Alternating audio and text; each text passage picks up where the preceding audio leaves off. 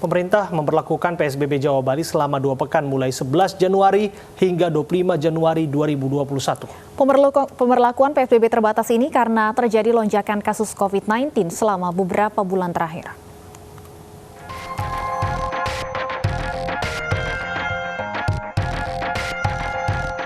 Pemerintah memutuskan pemberlakuan PSBB Jawa Bali selama 2 pekan akibat terus meningkatnya angka positif COVID-19 selama beberapa bulan terakhir di Indonesia. Dari 48.434 kasus per minggu pada Desember 2020 menjadi 51.986 kasus per minggu pada Januari 2021. Kebijakan pemberlakuan PSBB terbatas di wilayah Jawa dan Bali juga karena terjadi lonjakan keterisian daya tampung rumah sakit hingga mencapai 70%. Dalam pemberlakuan PSBB di Jawa dan Bali, pemerintah memutuskan beberapa aturan seperti pembelajaran dilakukan secara daring, pembatasan jam operasional pusat perbelanjaan, pembatasan kapasitas tempat kerja 75%, dan pembatasan tempat ibadah 50%. Nah, penerapan pembahasan secara terbatas tersebut dilakukan di Provinsi Jawa Bali karena di seluruh provinsi tersebut memenuhi salah satu dari 4 parameter yang ditetapkan. Oleh karena itu, pemerintah membuat kriteria terkait dengan pembatasan kegiatan masyarakat dan ini juga sesuai dengan undang-undang yang telah dilengkapi dengan PP 21 tahun 2020, di mana mekanisme pembatasan tersebut. Nah, pembatasan ini kami tegaskan bukan pelarangan kegiatan, tetapi ini adalah pembatasan. Dalam masa PSBB selama 2 pekan di wilayah Jawa dan Bali, pemerintah akan membatasi kegiatan sosial budaya dan membatasi jam operasional moda transportasi. Sementara sejumlah sektor yang tetap beroperasi 100% dengan penerapan ketat protokol kesehatan, yakni kesehatan, konstruksi, dan kegiatan yang berkaitan dengan kebutuhan pokok masyarakat. Tim Liputan iNews melaporkan. Pemirsa, meningkatnya jumlah kasus positif COVID-19 membuat pemerintah menerapkan pemberlakuan pembatasan kegiatan masyarakat di sejumlah kota di Jawa dan Bali. Rekan saya Stefani Patricia akan menjelaskan apa saja kriteria dan pemberlakuan pembatasannya. Stefani. Ya, terima kasih Abraham. Pemirsa, mulai 11 hingga 25 Januari mendatang, pemerintah menerapkan pemberlakuan pembatasan kegiatan masyarakat. Namun tidak di semua wilayah, hanya di sejumlah kota di Jawa dan Bali. Apa saja kriterianya untuk wilayah yang diwajibkan untuk melakukan pengetatan PSBB? Kita akan lihat ada beberapa kriteria di sini, diantaranya adalah tingkat kematian, tingkat kesembuhan, dan tingkat kasus aktif. Yaitu untuk tingkat kematian, untuk provinsi yang tingkat kematiannya melebihi tingkat kematian nasional yaitu 3%, wilayah ini wajib menerapkan PSBB. Kemudian untuk wilayah dengan tingkat kesembuhan dan tingkat kasus aktif di bawah tingkat angka kesembuhan dan kasus aktif nasional, wilayah tersebut juga diwajibkan untuk menerapkan PSBB. Ada satu kriteria lagi yaitu ketersediaan rumah sakit. Untuk wilayah atau provinsi dengan ketersediaan rumah sakit di atas 70% atau ini merupakan angka ketersediaan rumah sakit nasional, maka wilayah tersebut juga diwajibkan untuk melakukan pengetatan ataupun pembatasan kegiatan masyarakat selama 2 pekan. Nah, kita akan lihat aturannya apa yang membedakan dengan PSBB transisi. Di antaranya untuk perkantoran, kerja dari rumah sebanyak 75%, ini meningkat jika kita bandingkan dengan PSBB transisi. Pada saat itu untuk masyarakat atau pekerja yang kerja dari rumah ini hanya sebanyak 50% saja, sementara sekarang ditingkatkan menjadi 75%. Untuk kegiatan konstruksi masih sama, bisa beroperasi 100%. Kemudian kita akan lihat kriteria lainnya, pemirsa. Untuk kegiatan belajar mengajar ini juga masih sama, belum bisa adanya pembelajaran secara tatap muka, tetap harus belajar mengajar secara online atau daring.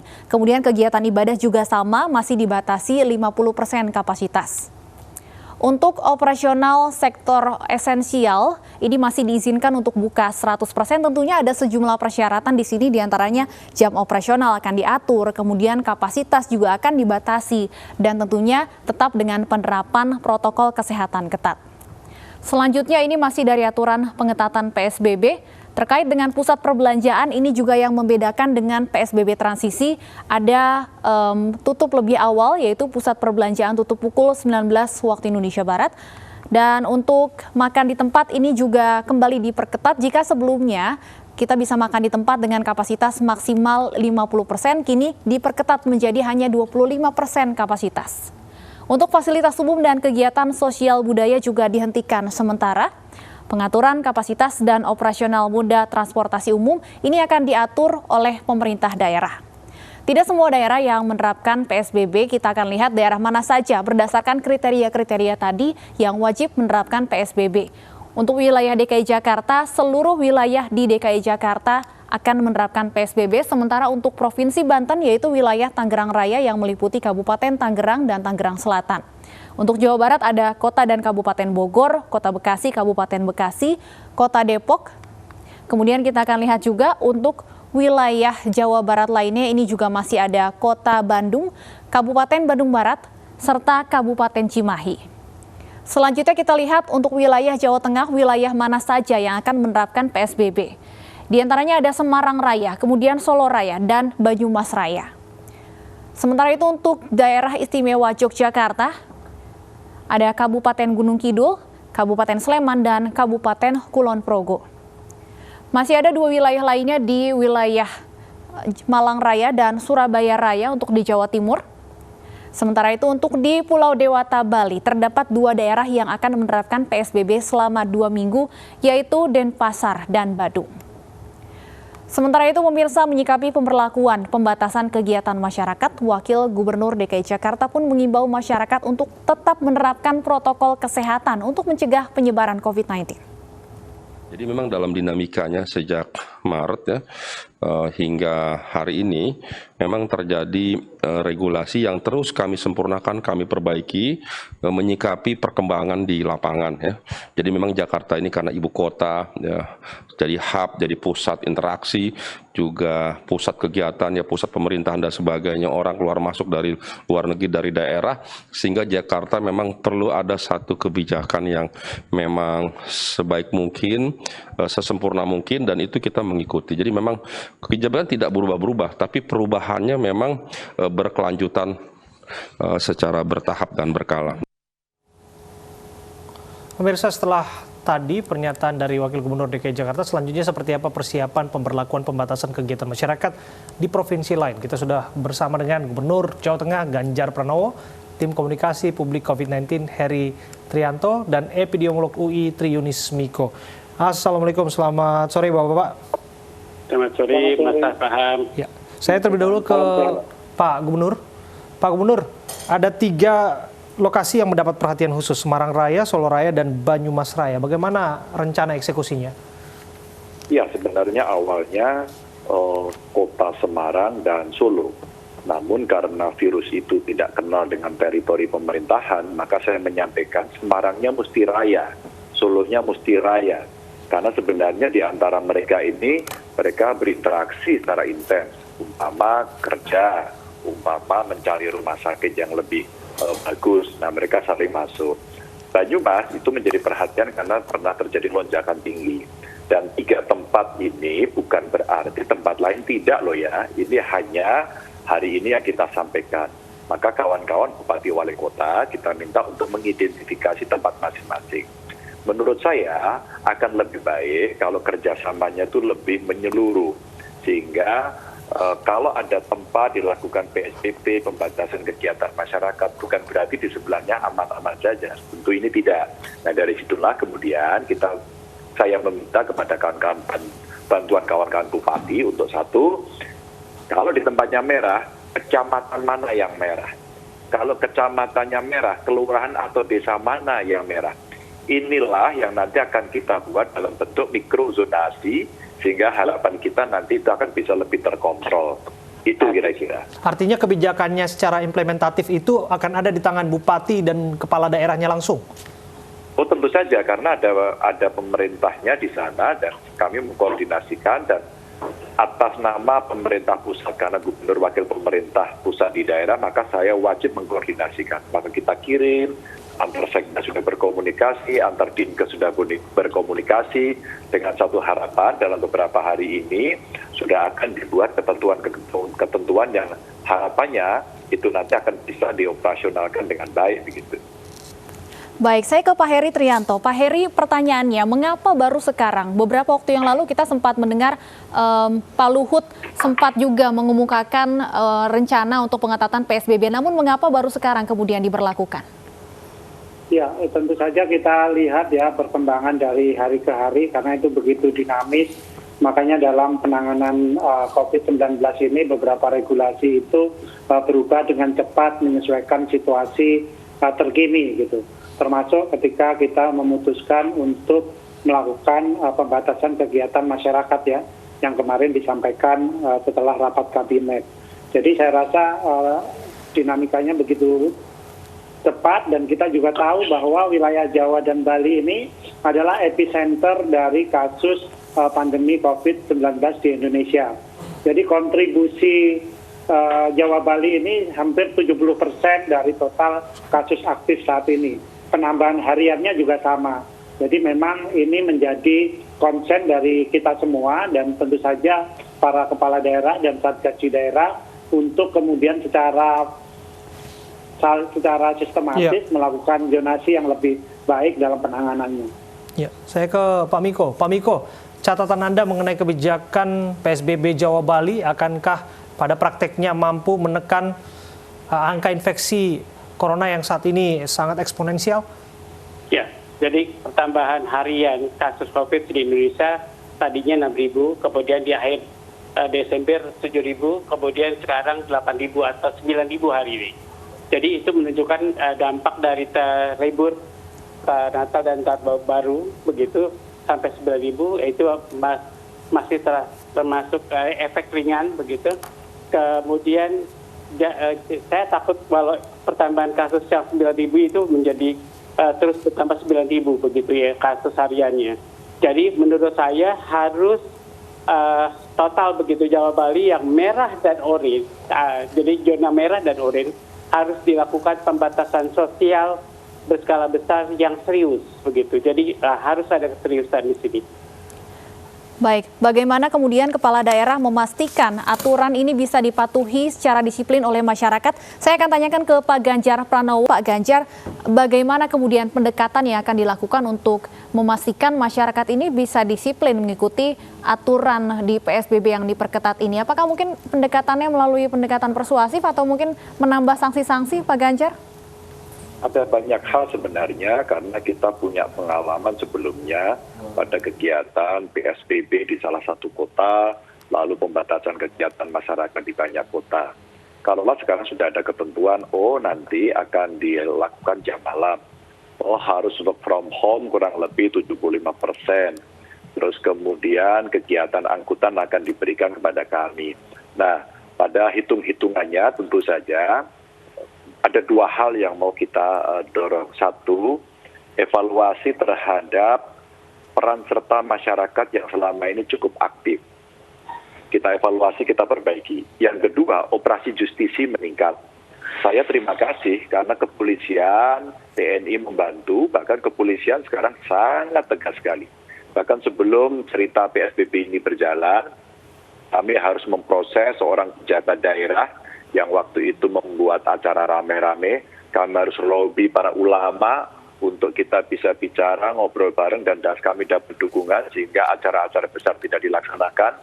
Kemarin kita ada proses pemakaman Habib Ja'far umpama, itu salah satu contoh orang yang sangat disegani, dihormati, ketika masyarakat semuanya kepingin ikut takziah, ternyata Pak Kapolda, saya ikut turun, kemudian bareng dengan Bupati Kudus, kita bantu dengan Kapolres dan diatur, ternyata bisa. Jadi kerumunnya tidak banyak. Ini modal sosial yang sebenarnya bisa dilakukan. Nah tentu saja pengalaman-pengalaman selama ini sudah ada yang dihukum ringan, ada yang sudah mulai denda, bahkan ada yang berproses di pengadilan. Tentu kita akan mengevaluasi, karena itu tadi dinamikanya memang berubah cukup tinggi. Kalaulah kondisi sosiologis yang ada di masyarakat, dukungannya menjadi tinggi, terus kemudian semua punya kesadaran kolektif yang cukup bagus, maka bukan tidak mungkin. Kalau kemudian tidak ditaati, maka maka proses penghukumannya bisa kita lakukan lebih ketat dengan hukuman yang lebih tinggi begitu. Ya, saya ke Pak Heri. Pak Heri, kalau kita tahu kan PSBB ini secara konsisten dilakukan di ibu kota Jakarta sampai pada akhirnya saat ini skalanya diperluas ke Jawa Bali. Apa yang menjadi catatan sebetulnya di ibu kota PSBB tidak pernah dihentikan sama sekali, namun pada kenyataannya laju infeksi tetap tertinggi begitu. Barangkali ini bisa menjadi catatan penting untuk wilayah lain.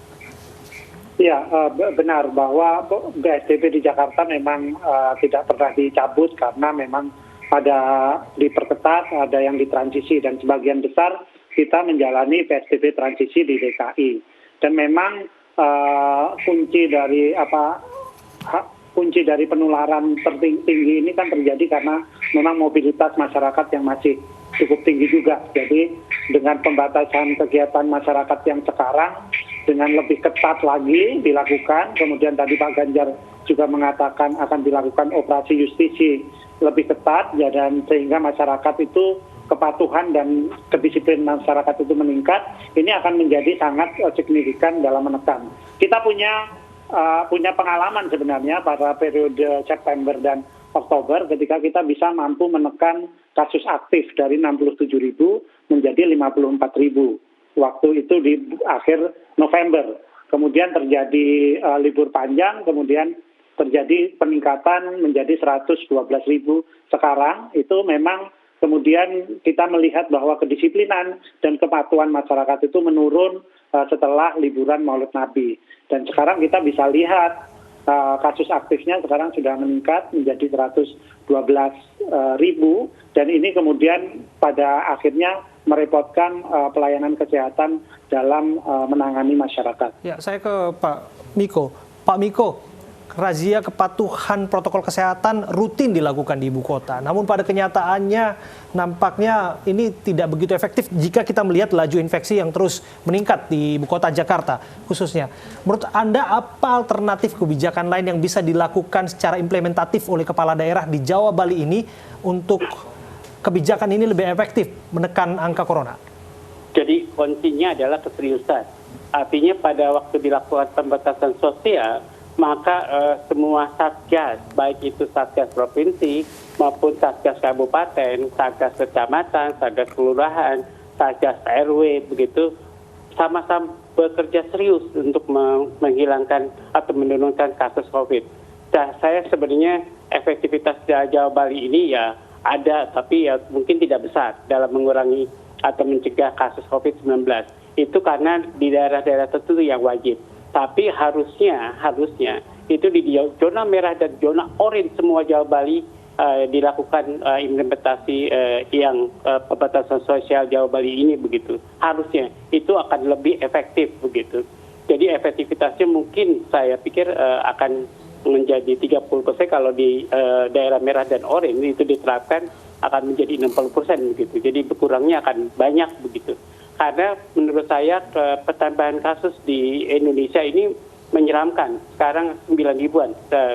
Kemudian kalau itu bertahan, kemudian maka akan minggu berikutnya akan banyak lagi. Jadi akan 2 kalinya atau 1,5 kalinya. Jadi bayangkan kalau pertambahan kasus COVID itu bukan tambah satuan, tapi kali 1,5, 1,25, 1,3 begitu. Jadi jangan main-main dengan pertambahan kasus COVID kalau sudah banyak begitu. Menurut saya harus serius, pemerintah juga harus serius. Kalau melakukan pembatasan sosial kemudian harus skalanya besar, apalagi sekarang kapasitas pelayanan kesehatan sudah mulai penuh. Jadi harus benar-benar dilakukan pencegahan yang maksimal dan juga pelayanan yang maksimal, begitu. Baik, Mas Abraham. Saya kembali ke Pak Ganjar. Pak Ganjar, ini selalu menjadi buah si malakama. Di satu sisi kesehatan menjadi prioritas, di sisi lain kita tahu PSBB ini selalu akan berdampak pada ekonomi. Bagaimana Anda mengantisipasi hal ini di Jawa Tengah? Selalu harus ada keputusan yang tidak bisa menyenangkan semuanya, tapi keputusan harus diambil. Menurut saya pada kondisi seperti ini, kalau kemudian sudah terjadi penambahan tinggi, kesehatan harus nomor 1. Maka kenapa ada bantuan-bantuan dari pemerintah? Maka kalau kesehatan harus nomor 1, saya sepakat. Maka dilakukan pengetatan, dilakukan pembangunan kesadaran kolektif, melibatkan banyak orang, dan itu improvementnya selalu dilakukan. Dan cycle-nya, sekali ada satu konsep diajukan, maka pada saat bersama langsung disusul evaluasinya. Lalu dilakukan pengetatan lagi, dilakukan improvement terus-menerus. Karena belum ada satupun yang punya pengalaman. Anda mau sebut mana? Inggris, hari ini juga ditutup. Jerman, apa Angela Merkel ngomong, ya kan? Bagaimana kemudian Jepang, bagaimana Korea, itu negara maju. Maka kalau kita bicara, saya sepakat. Sekarang saya lebih mohon maaf, agak sedikit mengabaikan zona dengan grading warna. Agak sedikit saya abaikan. Kalau satu kabupaten atau teritori pemerintahan termasuk kota itu merah sebelahnya orange, itu mesti kita asumsikan itu merah semuanya. Kalau kita melakukan sebuah persepsi di mana yang orange itu cenderung relatif lebih aman, maka biasanya ini akan mendorong perilaku yang lebih tidak taat. Dan kemarin Pak Presiden menyampaikan dari hasil surveinya, sekarang kedisiplinan sudah turun kok. Maka ini mulai kita kencengin lagi. Sebelum orang geger cerita soal apakah sekolah akan dilakukan di tanggal 4 Januari, saya di Desember sudah bilang, kayaknya tidak, prediksi saya ini masih akan meningkat tinggi, maka tidak saya izinkan sekolah. Lalu saya dibully habis-habisan, ada siswa yang marah-marah karena faktor kebosanan, orang tua kebingungan, dan sebagainya. Sementara tentu kita dituntut kan, IPM tetap bagus, gitu kan. Maka PGRI saya ajak ngomong, maka guru saya ajak ngomong. Improvement dalam sistem pendidikan mesti kita dorong. Bahkan saya izinkan, kalau ada siswa yang kesulitan, konseling dengan teknologi digunakan. Kalau perlu boleh datang ke dalam kelompok kecil. Jadi artinya sebenarnya dalam konteks pelaksanaan seperti ini improvementnya nggak boleh berhenti terus-menerus. Kita melototin data science untuk kita berikan treatment terus-menerus. Dan saya suka, hari ini pemerintah mengambil tindakan satu pulau. Sekali lagi, satu pulau. Maka transportasi antar pulau itu sebenarnya yang bisa kita lakukan sebagai pintu gerbang, gateway-nya untuk melakukan kontrol. Sementara di dalam diperbaiki. Oke, saya ke Pak Heri. Pak Heri, kebijakan PSBB Jawa Bali ini paralel dengan rencana vaksinasi nasional. Soal vaksinasi ini, apakah diproyeksikan akan betul nanti serta-merta mampu menekan laju infeksi? Ya, kita sebenarnya ini berkejaran dengan waktu, pertama untuk menekan laju infeksi dengan melalui kedisiplinan kita dalam menjalankan protokol kesehatan. Vaksinasi itu hanya mengurangi risiko dari tertularnya COVID-19. Dan kita juga harus ingat, seperti yang diingatkan juga Bapak Presiden, bahwa yang utama sekarang tetap bagaimana menjaga kedisiplinan dalam menjalankan protokol kesehatan.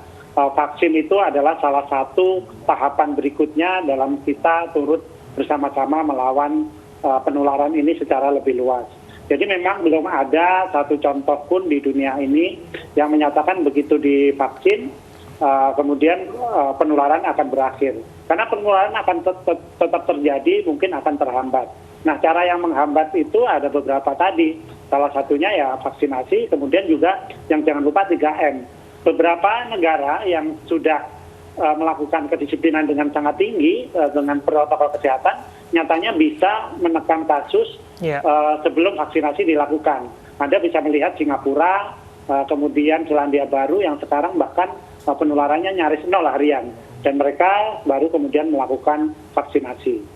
Oke, bagaimana Pak Miko? Anda sepakat dengan ide yang paralel dilakukan seperti ini, utamanya soal vaksinasi yang nanti akan mampu menekan lajunya?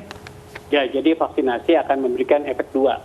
Efek terhadap individu, efek terhadap masyarakat atau imunitas individu, imunitas populasi begitu.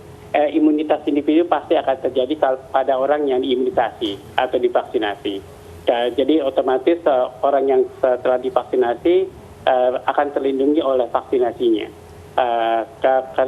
Cuman kita nggak tahu berapa lama begitu, karena studi ini baru kurang dari 1 tahun begitu. Itu harus dipelajari lagi. Nah, yang kedua, efek imunitas populasi itu kalau cakupan vaksinasi kalau sampai 80% lah, saya pikir itu aman begitu. Jadi efek populasi ini juga kita tidak tahu apakah akan